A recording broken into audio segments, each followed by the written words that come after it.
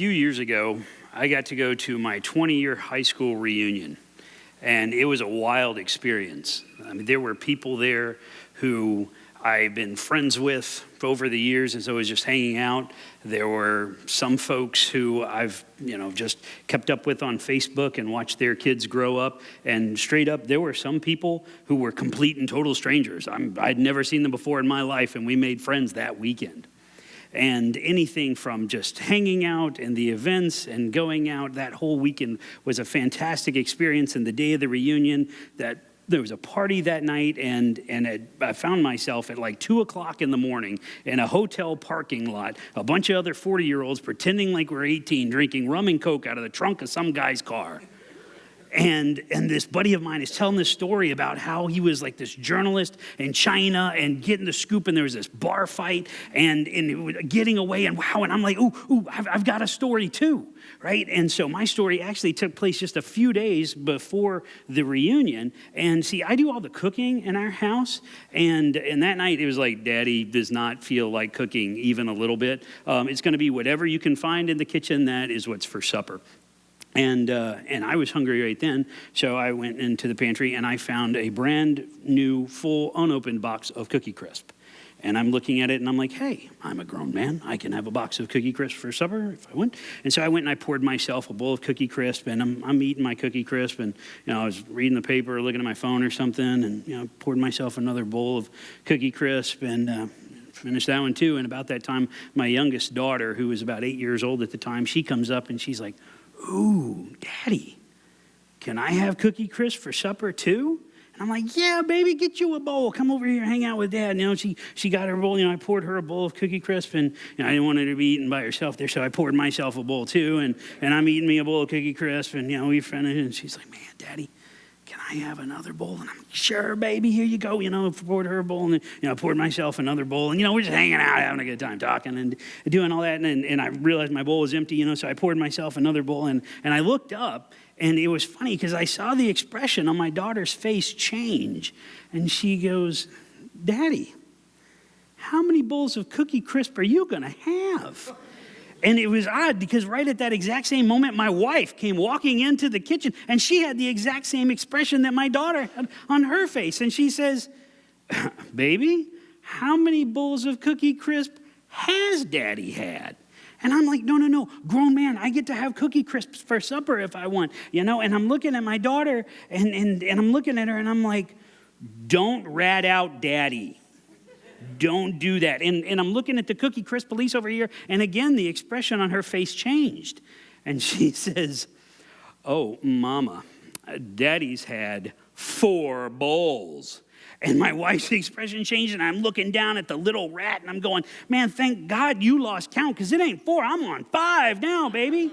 And it's funny because so I'm telling that at the high school reunion, and everybody's laughing at 2 o'clock in the morning. Everybody's laughing, and it was so funny. And so like the next day, I'm at breakfast, and there were some people who weren't there that night. They come find me, and they're like, hey, Bryan, hey, we want to hear the Cookie Crisp story. And I'm like, hey, wait, what?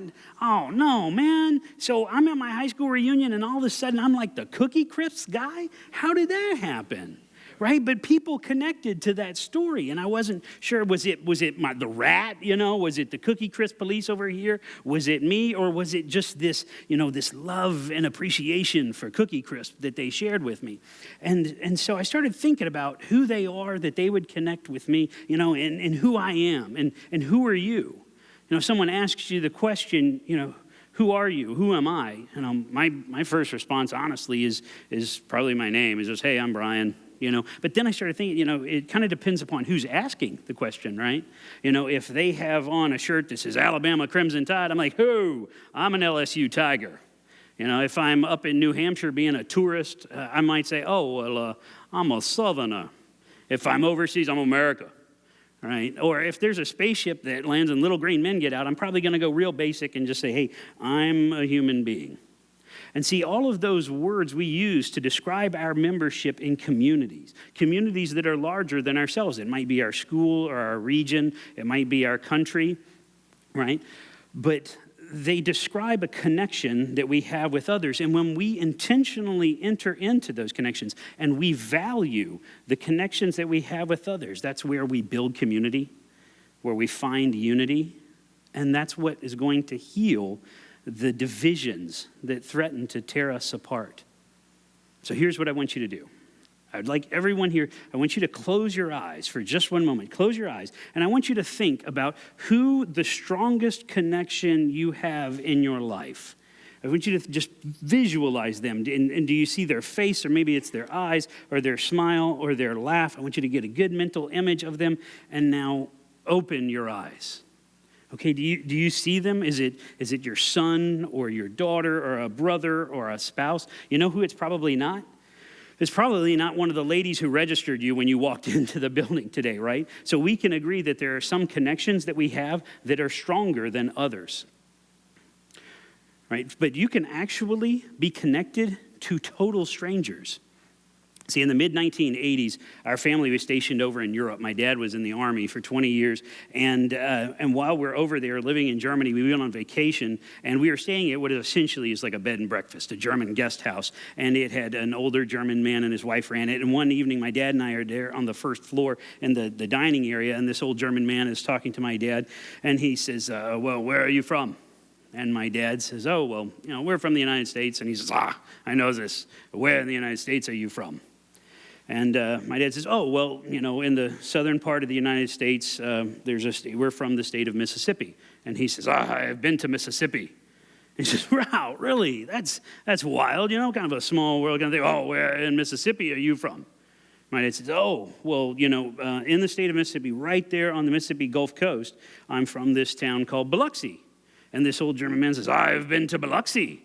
And it's like, okay, now this is getting kind of wild, right? The small world is getting a lot smaller, and the odds of this German man having been out of all the towns and states in the United States, he's been to Biloxi, Mississippi. My dad says, what on earth are you doing in Biloxi, Mississippi? And he says, World War II, prisoner of war. And when the United States Army would capture German Army soldiers, they would ship them back to the United States. And there were 4 POW camps in southern Mississippi, and this man was one. And all of a sudden, there's a connection, right? But see, we can be connected to people that we've never even met. A few months ago, Chris Cornell, who was the lead singer to the band Soundgarden, committed suicide. And when the news came out, it was like a punch to the gut. And not just me and my friends. We were all talking about this impact that this guy had.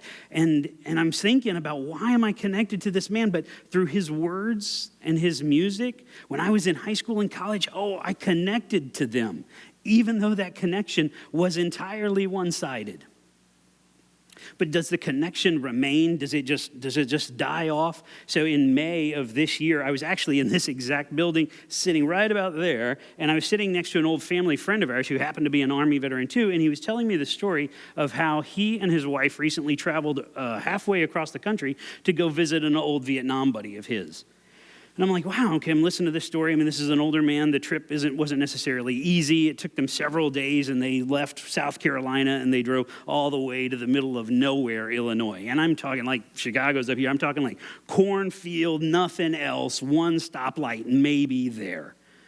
Right? And they didn't go all the way from South Carolina to there for these, 2 old guys to trade stories about Nam or talk about their kids or show pictures and talk about the accomplishments of their grandkids. No, see, this man and his wife, they drove all the way across the country to the middle of nowhere, Illinois, to stand in a cemetery, to stand at the grave of his Vietnam buddy who died 50 years ago this year. And they did that because he's still connected. Against logic and space and time, these 2 men are still connected, and they drove all that way to honor the connection. Do you remember the term least common denominator? There's some serious 4th grade math for you. Do you remember what it means? So the least common denominator is when you have a bunch of different fractions and there is one common multiple among all of them. It's the one number that they can all be reduced down to. See, we have a least common denominator. You and me and the taxi driver in Kazakhstan.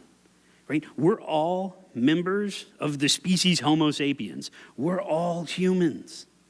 And that ties us together into a community that's not defined by our physical aspects, like you got 2 eyes, 2 ears, and a spleen. See, we share hopes. We share dreams and pain and fear and desire and love. We share the unseen. See, our least common denominator is the authentic, most inward and hidden parts of ourselves.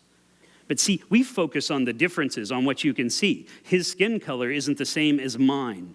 Her language isn't the same as mine. His sexual orientation, it isn't the same as mine. Her politics and ideology, they are not the same as mine. His religion isn't the same as mine.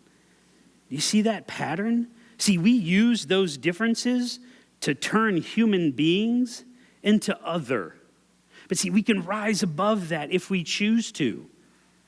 Recently, Senator John McCain was diagnosed with this god-awful form of brain cancer, and see, messages of love and hope and support poured in from both sides of the aisle, from his most bitter rivals. September the 11th happens, and there's Congress on the steps of the United States Capitol singing not about divisiveness and ideology and budget. No, they're singing songs of unity, songs of America. They want relationship, and they want authenticity, right? And if there's a terrorist attack or a natural disaster that happens, what happens? Social media lights up with messages of love and hope and support. Why? Because we've been there, or we could be there. We recognize that there are ties that bind us all together like that. Like, there is a recent study by the Foster School of Business at the University of Washington that says that people desire genuineness. They want that authenticity when dealing with others. But see, we live in this globalizing world, right, where billions of people are now friends or followers. And is that how we value connection? The quantity, the sheer number, is that what we teach our children? Is that what we teach ourselves? That it's the number of likes and comments and views that you can get? See, our world's becoming more polarizing, not less. People surround themselves in communities that are insular, that perpetuate their beliefs, and we see the effects of those beliefs and attacks in places like Syria and Barcelona and Manchester and in Paris. But see, not just there. We see that right here at home. In Charlottesville, and in Charleston, in Dallas, in Baton Rouge, in Ferguson, in Orlando. See, but speeches are not going to save us. Hashtags are not going to end the divisiveness. YouTube is not going to overcome this evil. What does that change look like for you and for me? See, for me, it starts with ending some racial stereotypes of me accepting an invitation to an all-black church, or going to see a black barber, or firing one contractor when he uses racial slurs against another. Respecting people not based on culture and etiquette, but on their value as a person, another person with hopes and fears and dreams and desires just like me. So what can you do? What should you do? I mean, we're not going to walk out of here locked arm in arm singing Kumbaya in some new age hippie love fest. That ain't going to happen. Right? Here's what I'm going to ask. And I think we should start small. Be good to the cashiers in your life. At the coffee shop, and at the auto parts store, at the grocery store, at the gas station. See, that's someone's mom, or their brother, or their son, or their wife, or their daughter. Right? See them as you want others to see you, as a person worthy of respect and time and energy and love. Actually, don't just be good to your cashiers. Be exceptionally good. And see, you and me, all of us in here, all of us being exceptionally good and kind to all of the cashiers in our lives, that is what's going to change the world. Thank you very much.